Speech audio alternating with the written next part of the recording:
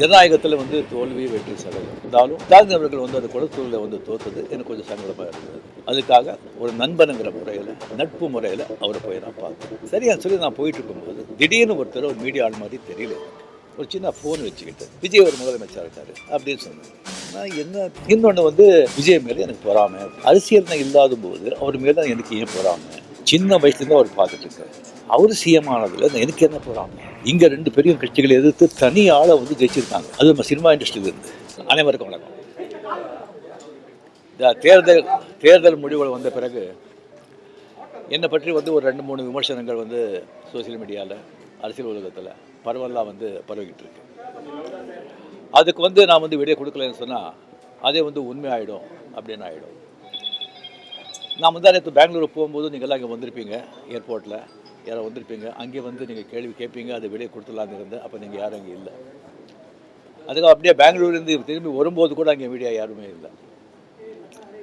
அதுக்கப்புறம் 18th வந்து கேரளா வந்து ஷூட்டிங் இருந்தது சொல்லியிருந்தாங்க. அப்போ வந்து நான் வெளியே கொடுத்துடலாம் அப்படின்னு நினச்சேன்.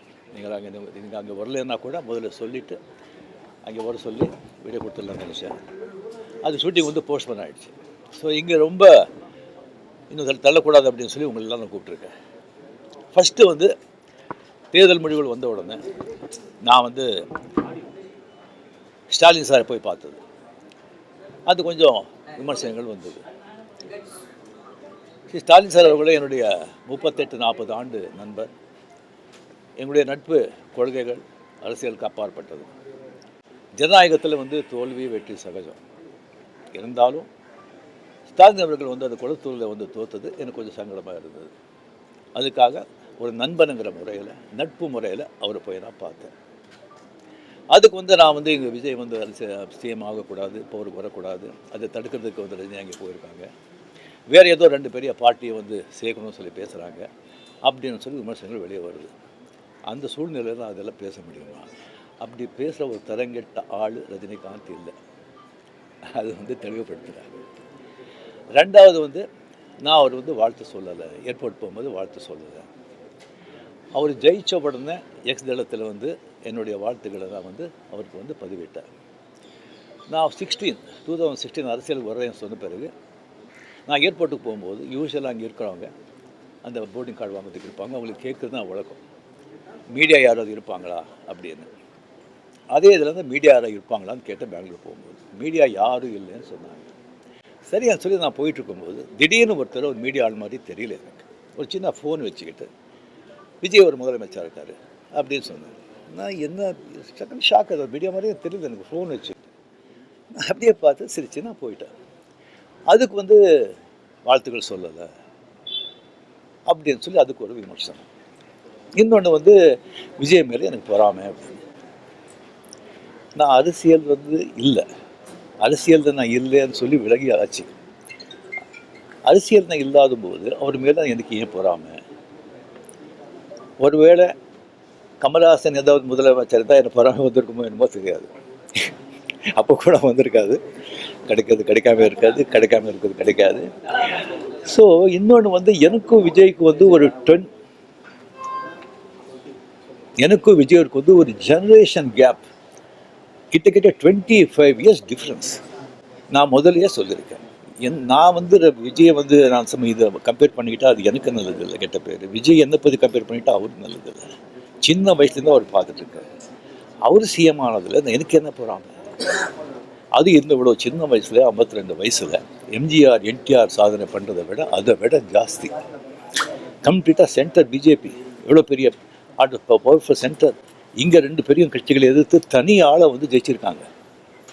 அது நம்ம சினிமா இண்டஸ்ட்ரியிலேருந்து. எனக்கு அது பொறாமை இல்லை, ஒரு ஆச்சரியம் கலந்த ஒரு சந்தோஷம். அடே யார் அப்ரிஷியேஷன், சூப்பர். ஸோ அந்த பொறாமையும் இல்லை. விஜய் அவர்களுக்கு வந்து நிறைய எதிர்பார்ப்புகள் இருக்குது ஜனங்க மத்தியில். டெஃபினட்டாக அந்த எதிர்பார்ப்பெல்லாம் அவரை சந்தித்து மக்கள் நல்லது செய்வாங்கங்கிற நம்பிக்கை எனக்கு இருக்குது. அவருக்கு அதிக வாழ்த்துக்கள். ஓகே சார், திமுகவையும் அதிமுகவையும் நீங்கள் ஒரு பேச்சுவார்த்தை செய்து இணைந்து எடப்பாடி முதலமைச்சராக முயற்சிகள் நீங்கள் எதுவும் செய்வீங்களா? சொல்லியாச்சு.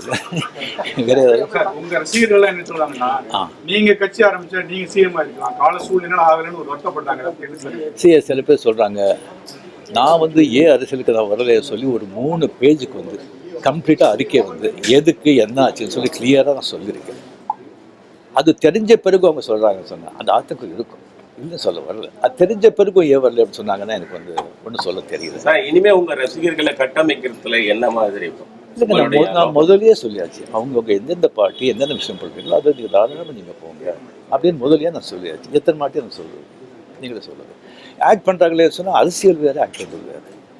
ஆக்டிங் சொன்னால் ஹெல்த் வந்து எப்போ இதாவது ஆக்ட் பண்ணலாம், நீங்கள் வரலாம். அப்படியே அதை பாதித்த கூட ஒரு ப்ரொடியூசர் பாதிப்பாங்க. அரசியல் சொன்னால் பெரிய ரெஸ்பான்சிபிலிட்டி, கோடி மக்கள், அவ்வளோ ஈஸி இல்லை. இப்போ நேற்று கமல் சார் வந்து சந்திச்சு 6 கோரிக்கை விட்டுருக்காரு திரையுலகத்தை பற்றி. நீங்கள் வந்து சிஎம் சந்திச்சு திரையுலகை பற்றின கோரிக்கைகள் ஏதாவது முன்வைக்கிறதுக்கு ஐடியா இருக்கா? இல்லைங்க, இப்போ வந்து சினிமா இண்டஸ்ட்ரியிலேருந்து நடிகர் சினிமா போயாச்சு, ப்ரொடியூசர் கவுன்சில் பார்க்க போகிறாங்க, கமலும் போயாச்சு. மறுபடியும் வந்து சும்மா சம்பிரதாயமான போய் பார்க்கறதுக்கு எனக்கு பிடிக்காது. முதல் முறையாக ஆட்சிக்கு வந்திருக்கக்கூடிய விஜய் அவர்களுக்கு உங்களுடைய அறிவுரை ஆலோசனை என்ன சார்? எதிர்பார்ப்பு ரொம்ப ஜாஸ்தியாக இருக்குங்க. டெஃபினட்டாக புல் செய்வாங்க நம்பிக்கை எனக்கு இருக்குது. பட் ஒன்று மக்கள் நம்ம வந்துட்டு ஒரு 2 வருஷம் அவரை விட்டுருணும், 2 வருஷம் விட்டுருணும். இன்னொன்று வந்து அவருடைய தொண்டர்களாகட்டும் ரசிகர்களாகட்டும் ஜாகிரதையாக வந்து நடந்துக்கணும். இந்த சென்ஸ் அவர் என்ன தப்பு பண்ணால் கூட அது ஸ்ட்ரைட்டாக விஜய்க்கு தான் பாதிக்கும் அப்படிங்கிறத அவங்க மனசில் வச்சுக்கணும்.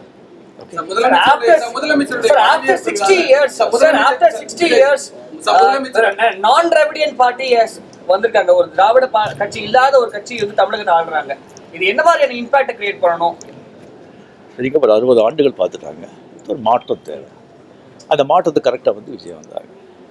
அது வரும்போது கம்ப்ளீட்டாக சினிமா புகழ் 100% சினிமா புகழ் வந்து அவ்வளோ வந்து ஒரு கை கொடுத்துருக்கு.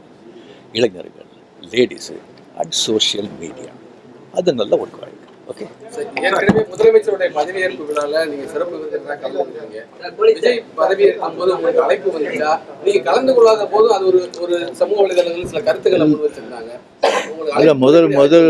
முதலமைச்சர் அந்த ஏற்ப விழா ஸ்வேரிங் எங்கே நான் எதில் கலந்துருக்கேன் நான்? ஏன்னா எதுலேயும் கிடையாது. சிறப்பு விருந்து உங்களுக்கு அழைப்பு வந்திருக்கு. இன்னும் ஸ்வேரிங்கன்னே பண்ணலைங்க. அது அழைப்பு நான் வந்து 96 தான் கலைஞர் இருக்கும்போதே நான் வந்து அப்போ நான் போகல. 15 டேஸ்க்கு அப்புறம் நான் வெளியே போயிருந்தேன். 15 டேஸ்க்கு அப்புறம் வந்த பிறகு கலைஞர் சார் கேட்டார், உங்களை பார்க்கணும், நான் வரட்டா நீங்கள் வரீங்களா? ஐயோ நானே வரேன்னு சொல்லி அவர்கிட்ட போய் நான் வாழ்த்துக்கள் சொன்னேன். அப்படி நேரடியாக வந்து மக்கள் வந்து மாற்றம் வேணுன்றதை இந்த தேர்தல் மூலியமா உணர்த்திருக்காங்க. 2001 நீங்க தேர்தல் கட்சியை வச்சிருந்தா வெற்றி பெற்றுக்கலாம் என்ற ஒரு சொல்லப்படுகிறது. அது வந்து தவறுவிட்டுமோன்னு நினைக்கிறீங்களா? இல்லை, 100% வெற்றி பெற்றுருப்பாங்க, அதில் டவுட்டே கிடையாது. பட் ஆனால் அந்த பஸ் மிஸ் பண்ணிட்டீங்கன்னு நினைக்கிறீங்களா? வேறு கொஸ்டின் சார். இந்தியா லெவலில் இருக்கிற பிஜேபி தமிழ்நாட்டில் வந்து ஒரு சீட் வந்து என்ன காரணம் சார்? சாரி, நான் அதுக்கெல்லாம் நான் ஆன்சர் பண்ணுறேன். Okay, my heartily congratulations to Vijay. Definitely a lot of expectation is there from people. Definitely, I hope, I wish he will fulfill that. Thank you.